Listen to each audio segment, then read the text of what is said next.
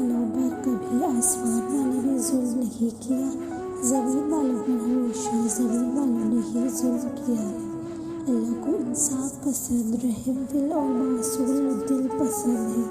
اللہ کو معصومیت پسند ہے، ایسی معصومیت کہ کوئی نیکی کرے اور وہ اللہ اس کا احسان سمجھے۔ اللہ کی دی توفیق، اس کی عطا کردہ ہدایت اپنا کمال، اپنا ضعف، اپنی طاقت نہ سمجھے۔ ایسی معصومیت کہ اگر وہ گناہ کرے فوراً توبہ کی طرف متوجہ ہو جائے، اللہ سے معافی مانگے، ٹوٹی پھوٹی، اچھی بری، پکی سچی، بس وہ معافی مانگے۔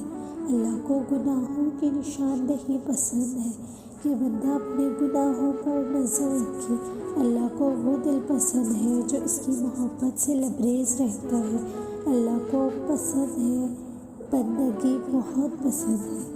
کسی کا دل چیر کر تو ہم نے دیکھا ہی نہیں ہوتا، مگر وقت اور تجربہ یہ انداز کرنا تو سکھا دیتا ہے کہ کون دل سے کچھ کہہ رہا ہے اور کون صرف زبان سے۔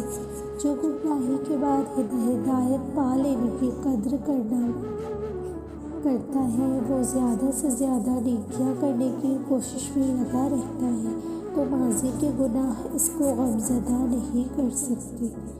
غلط ہو جائے تو بھی یہی سوچو کہ ٹھیک ہو جائے گا۔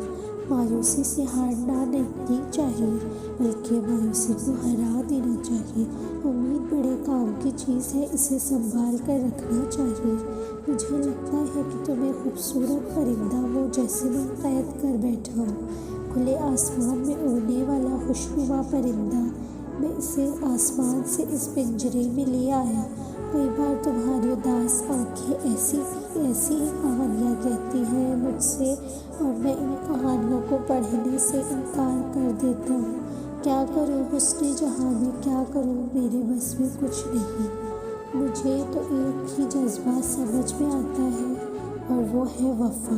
انسان کو انسان کے ساتھ وفادار ہونا چاہیے۔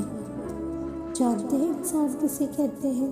جس کی آنکھ میں احترام ہو اور الفاظ میں نرمی، جس کے اخلاق میں رحم دل ہو اور مقاصد میں اعلیٰ ظرفی۔ وہ ساتھ ہو تو شان اور نہ ہو تو بدگمان، سب گمان ہو۔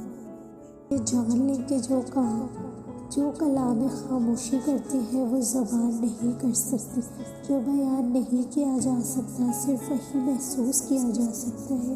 تو سب سن لیں اور سب محسوس کر لیں۔